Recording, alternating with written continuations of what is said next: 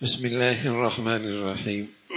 الحمدللہ، آج ہماری تلاوت کا آغاز 12ویں پارے سے کچھ پہلے سورہ ہود سے اللہ کے کلام اللہ قرآن مجید، اس کی عظمت کی وہ ذات جس کی طرف سے یہ کتاب آئی ہے، قرآن کا پیغام آیا ہے، وہ حکیم بھی ہے، خبیر بھی ہے۔ ایک اللہ کی عبادت کرو، اے پیغمبر انہیں تلقین کریں، اللہ سے معافی مانگیں، توبہ کریں، اللہ کی طرف رجوع کریں۔ پھر زندگی کا ایک وقت ہے، پھر موت ہے، اللہ کے پاس لوٹنا ہے۔ معاش کا جہاں تک تعلق ہے، معیشت، معاش، یہ ذمہ داری اللہ کی ہے۔ ایک بنیادی نظریہ ہے اسلام کا کہ معاش اور معیشت کا حقیقی سبب اور حقیقی ذات دینے والی ایک اللہ کی ذات ہے۔ ظاہری اسباب کچھ بھی ہوں، رزاق اللہ ہے، رزاق اللہ ہے۔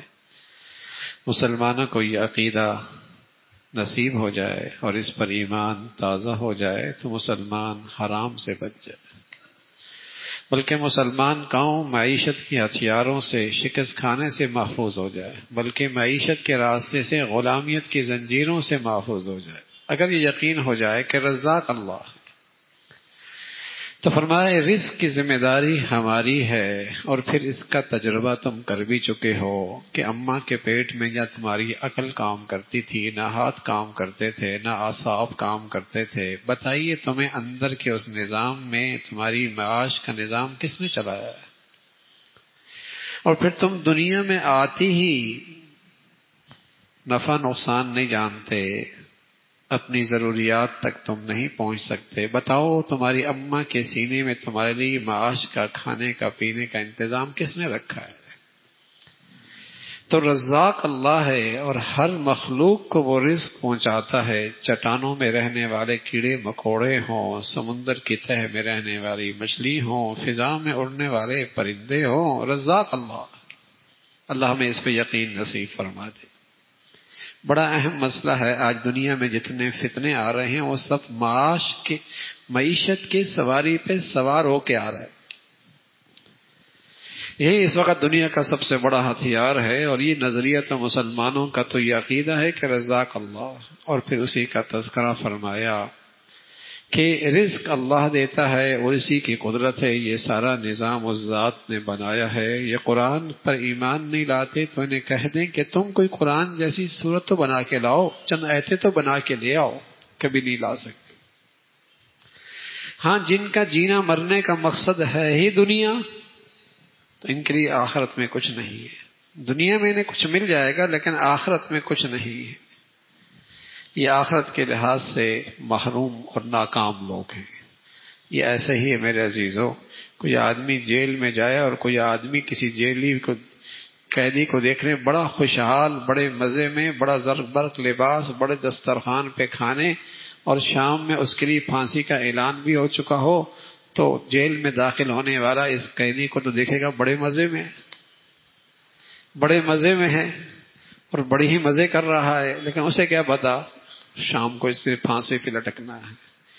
جیسے اس آدمی کو کوئی آدمی کہے بڑے مزے میں ہے، کم عقل آدمی، وہ حالات سے بے خبر ہے، ایسی کسی کافر کو آدمی دنیا میں مزے کرتے اور دیکھے اور کہے کہ یار بڑے مزے کی زندگی گزار رہا ہے، تو یہ بھی کم عقلی کی بات ہے۔ حقیقت یہ ہے کہ ان کا ٹھکانہ جہنم ہے۔ یہ چند روزہ زندگی دنیا کی ہے، اس کا تذکرہ فرمایا، اور پھر حضرت نوح علیہ السلام کی مثال ذکر فرمائی کہ قوم کو اللہ کی طرف بلایا، اور ساتھ یہ بھی کہا کہ مجھے تم سے اس دعوت پر اور اس پیغام پر کچھ لینا دینا نہیں، میں تو تمہاری خیر خواہی میں کہہ رہا ہوں۔ اللہ کا ہر نبی، ہر پیغمبر اپنی قوم کا سب سے بڑا خیر خواہ ہوتا ہے، اور قوم کو اللہ کی طرف بلاتا ہے بغیر کسی مفاد کے اور بغیر کسی ذاتی غرض کے، صرف اللہ کی خاطر بلاتا ہے۔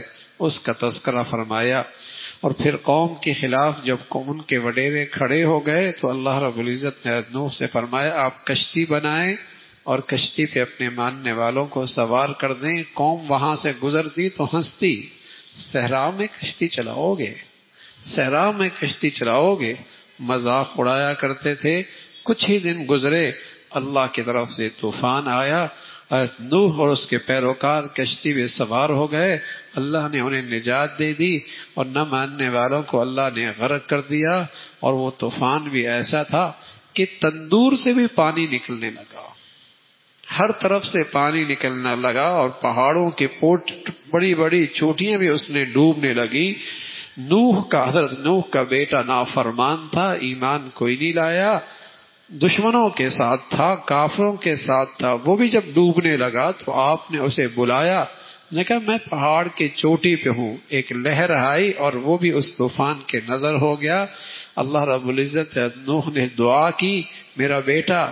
فرمایا نہ, کافر اور مومن میں کوئی رشتہ داری نہیں ہوتی, آئندہ ایسی دعا نہ کرنا, اس لیے کہ کفر کا راستہ اور ہے, ایمان کا راستہ اور ہے, اس سے سارے رشتے ناطے ختم ہو جاتے ہیں, آئندہ ایسی دعا نہ ہو. حضرت نوح علیہ السلام نے فوراً اللہ کی طرف رجوع کیا. قوم عاد کا تذکرہ ہے. حضرت ہود نے قوم کو اللہ کی طرف بلایا, توحید کی دعوت دی. فرمایا معافی مانگو گے نا اللہ تمہیں رحمت کی بارشیں دے گا, معافی مانگو گے اللہ تمہاری قوت اور طاقت میں اضافہ فرمائیں گے. استغفار کی برکتیں بتائیں. حسن بصری رحمت اللہ علیہ کی خدمت میں ایک شخص آیا, کہنے لگا بیٹا نہیں ہے نرینا, فرمایا استغفار کرو. ایک شخص آیا کہ بارشیں نہیں ہو رہی, فرمایا استغفار کرو. ایک شخص آیا کہنے لگا مال کی اور معاش کی بڑی تنگی ہے, فرمایا استغفار کرو. بیٹھنے والوں نے کہا آنے والوں نے مرض مختلف پیش کیے, دوا آپ نے سب کو ایک ہی دی. فرمایا قرآن نے کہا ہے استغفار کرو گے رحمت کی بارشیں بھی آئیں گی, اللہ نرینہ اولاد بھی دے گا, اللہ تمہارے مال کے اندر اضافہ بھی فرمائیں گے. لیکن استغفار سچے دل کی ندامت کے ساتھ ہو, ورنہ بس اوقات وہی ہماری تو استغفار بھی قابل استغفار ہوتی ہے, الفاظ کے حد تک ہوتی ہے, دل معافی کے لیے تیار نہیں ہوتا اور دل میں ندامت اور شرمندگی نہیں ہوتی. ورنہ واقعی ایسا ہی ہے, استغفار کی یہ ساری برکتیں یقینی ہیں.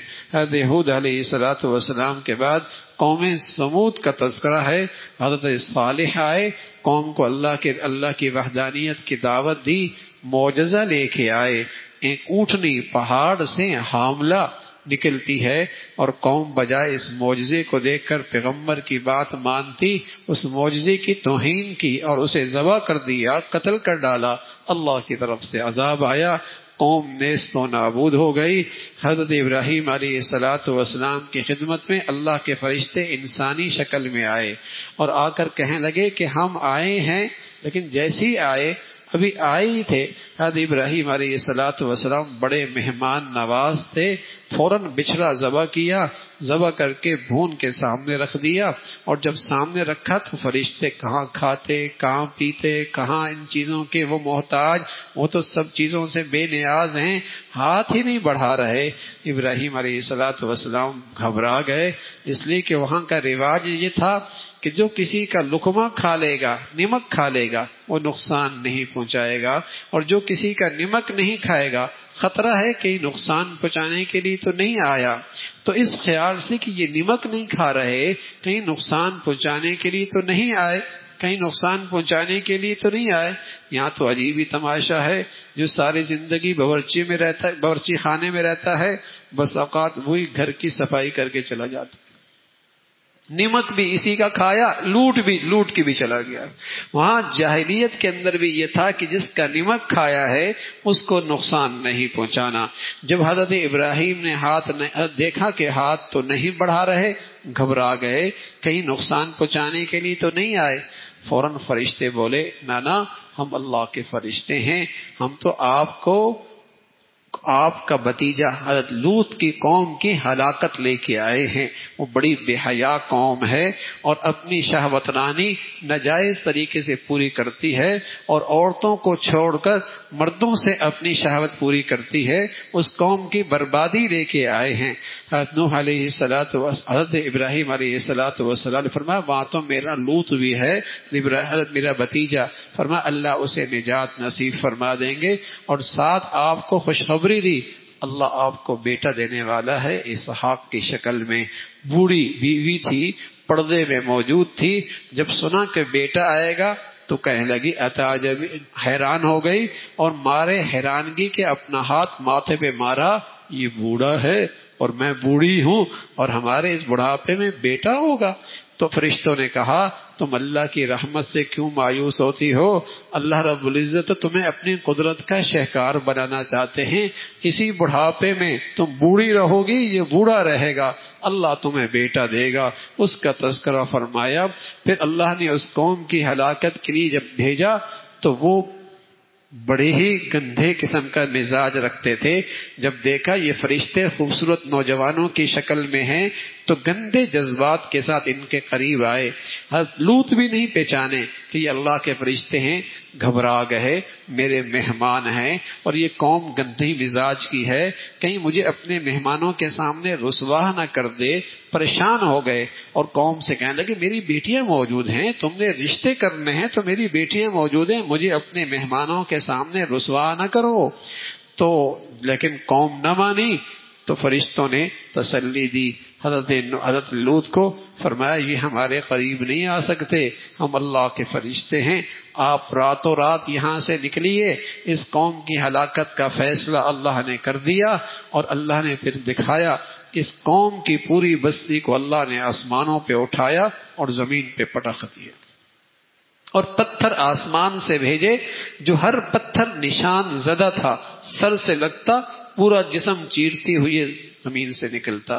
وہ ہم جنسی کے مرض میں مبتلا تھے اور آج یورپ کے اندر اس گندگی کے لیے قوانین بن چکے ہیں اور اس کو جائز قرار دیا گیا ہے، پارلیمنٹ میں ایسے قوانین کی منظوری ہو چکی ہے۔ واقعی کافر جب کفر کی وجہ سے اپنی عقل کھو بیٹھتا ہے وہ جانوروں سے بھی بدتر ہو جاتا ہے، پھر وہ جانوروں سے بھی بدتر ہو جاتا ہے۔ اس قوم کے ساتھ اس قوم کی یہ گندگی تھی، اللہ نے اسے ہلاک کیا۔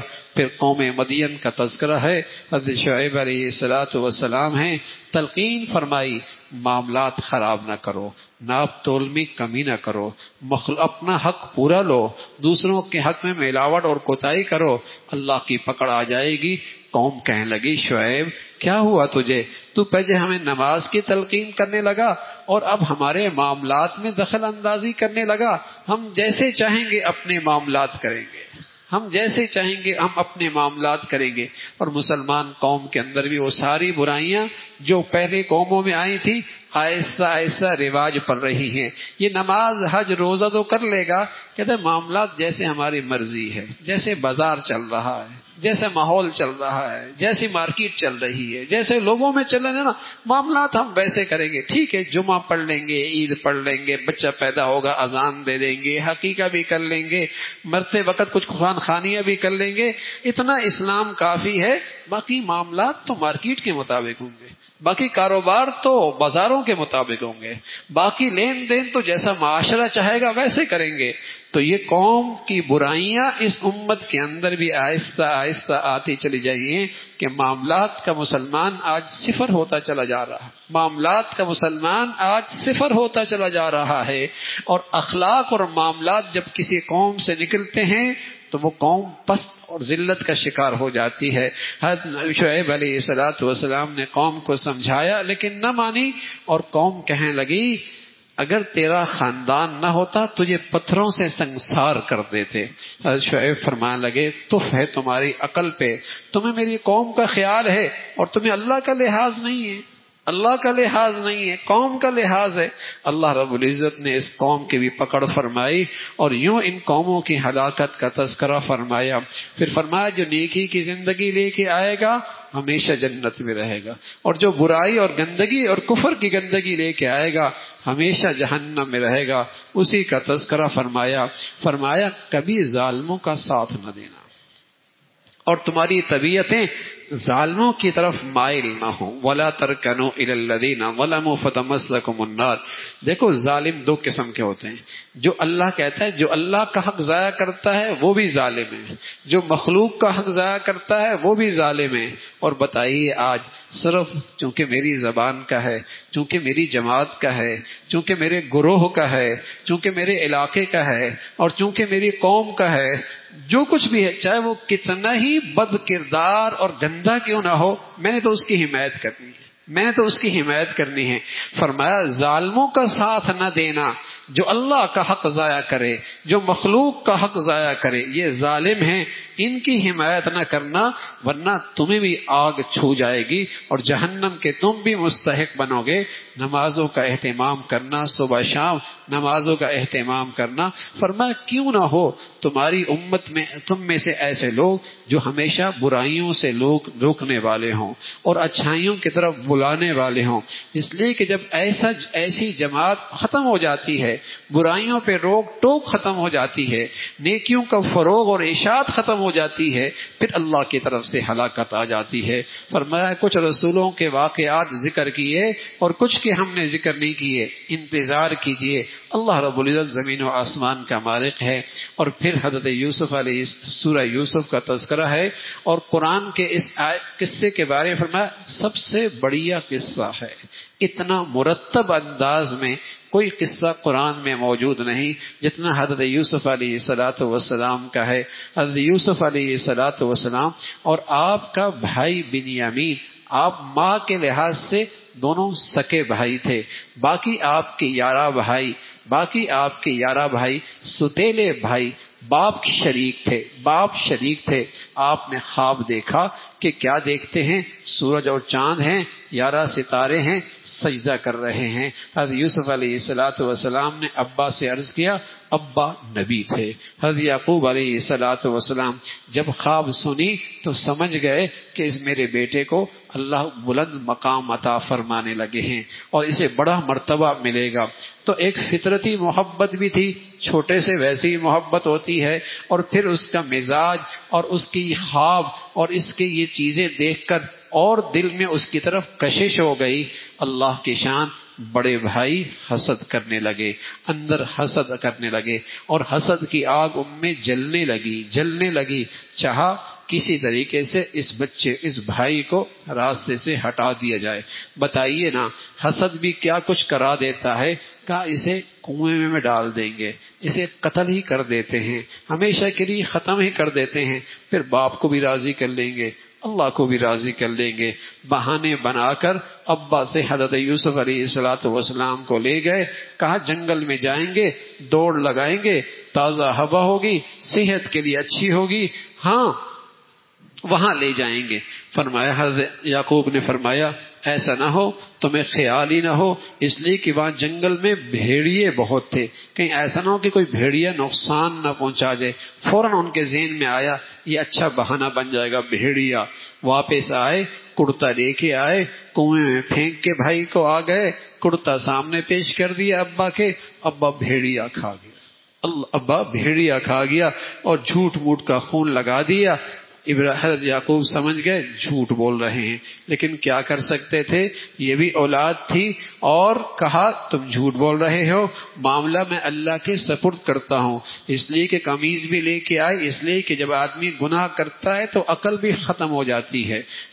قمیض بالکل سلامت تھی، کہیں سے پھٹی ہوئی نہیں تھی، ایسا سمجھدار بھیڑیا کہ بیچ سے آدمی نکال دیا اور قمیض سلامت رکھی، عقل ہی خراب تھی، جھوٹ لے کے آئے۔ فرمایا معاملہ اللہ کے سپرد ہے، اللہ کی شان۔ ایک قافلہ گزر رہا تھا، اس قافلے کو پانی کی ضرورت پڑی، انہوں نے اپنے 2 آدمی بھیجے، جاؤ پانی لے کے آؤ۔ جب پانی کے لیے ڈول ڈالا تو اندر خوبصورت بچہ، اس نے رسی کو پکڑا، اس نے جب دیکھا تو خوبصورت سا بچہ ہے، معصوم سا، اس نے جب نکالا اور نکال کر یہ خیال آیا کہ اسے مصر کے بازار میں بیچ دیں گے، کچھ پیسے آ جائیں گے۔ وہاں جا کر بازار میں بیچنے لگے تو وہاں کا وزیر خزانہ عزیز مصر، اس نے خریداری کے لیے اپنے آپ کو خود لینے کے لیے آیا، اس لیے کہ وہ بے اولاد تھا۔ اپنی اہلیہ سے کہنے لگا اسے بیٹا بنا کے رکھیں گے، آگے ایک کام آئے گا۔ اللہ کی شان، آزمائش آ گئی، امتحان آ گیا۔ ایک تو صورت اچھی تھی، دوسری سیرت اچھی تھی، سیرت بھی اچھی، صورت بھی اچھی، امتحان بھی بڑا آ گیا۔ اور وہ عورت جس کے گھر میں رہ رہے تھے وہی گندے جذبات کے ساتھ اندر کمرے میں لے گئی، دروازے بند کر دیے، برائی کی طرف دعوت دی۔ نوجوان نے کہا اللہ سے ڈرتا ہوں، میں اللہ سے ڈرتا ہوں اور اللہ کا خوف مجھے غالب ہے، مجھے حیا آتی ہے، میں اس ذات کی نافرمانی کیسے کروں جس کی نعمتیں انگنت ہیں، جس کے احسانات بے حد ہیں، میں کیسے اس کی نافرمانی کروں؟ بھاگے، دروازے خود بخود کھلنے لگے، اللہ کی شان آگے باہر جیسے نکلنے لگے، اس عورت نے پیچھے سے پکڑا اور جیسی باہر بھاگ کے نکلے تو عورت کی زبان ہی بدل گئی کہ یہ میرے اوپر حملہ کر رہا تھا، میں تو بچا رہی تھی، تو شور کرنے لگی۔ اللہ رب العزت نے گواہی کا انتظام فرما دیا۔ گواہی دینے والوں نے کہا دیکھ لو قمیض اگر پیچھے سے پھٹی ہے تو غلطی عورت کی ہے، آگے سے پھٹی ہے تو غلطی اس نوجوان کی ہے، غلطی تو بھی عورت کی تھی اس لیے قمیض پیچھے سے پھٹی ہوئی تھی۔ اسی کا تذکرہ فرمایا۔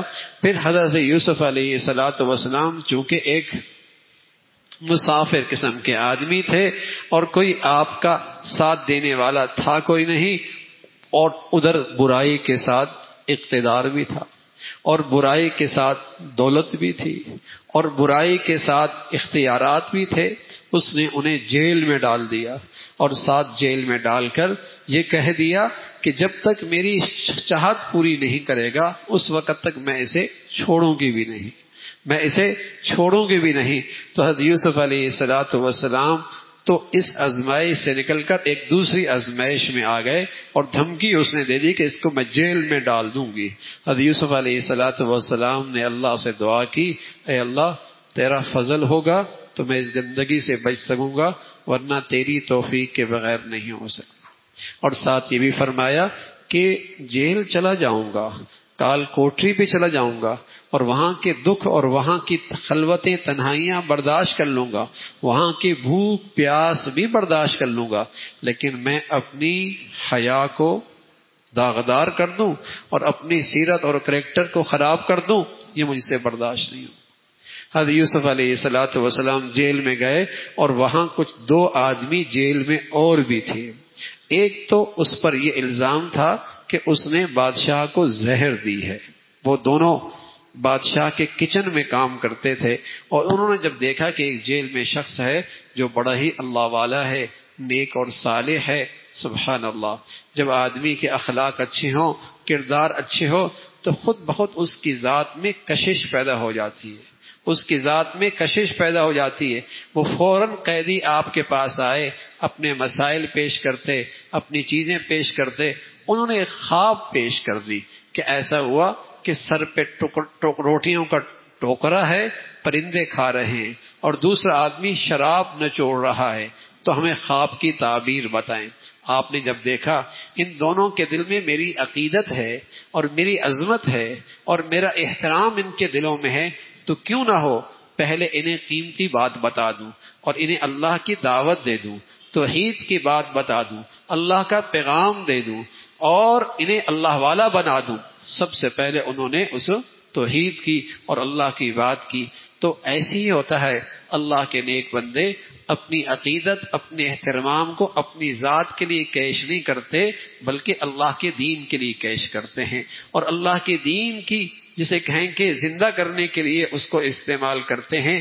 حضرت یوسف علیہ الصلوۃ والسلام نے ایسا ہی کیا اور پھر خواب کی تعبیر بھی بتا دی اور فرمایا جو آدمی سر پہ ٹوکرا دیکھ کر روٹیاں دیکھ رہا تھا اس کو تو سولی پہ لٹکا دیا جائے گا، اور دوسرا آدمی جو شراب نچوڑ رہا تھا اس کو نجات ہو جائے گی اور وہ رہا ہو جائے گا۔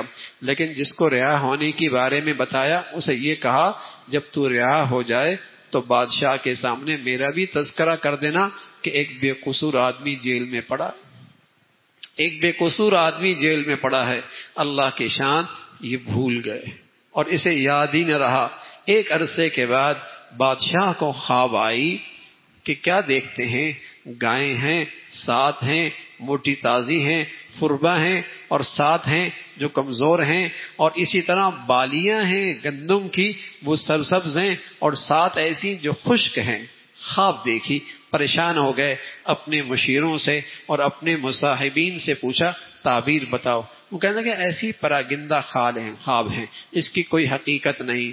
تو وہ شخص جو دوبارہ اپنی ذمہ داری پر کچن میں ذمہ داری کر رہا تھا اسے فوراً یوسف علیہ السلام یاد آ گئے کہ وہ خواب اور تعبیر کے بڑے ماہر تھے.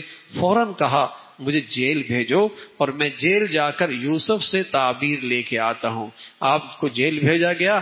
جیل جا کر کہنے لگے اے یوسف الصدیق افتنا فی سبع بقرات، ہمیں خواب کی تعبیر بتائیں.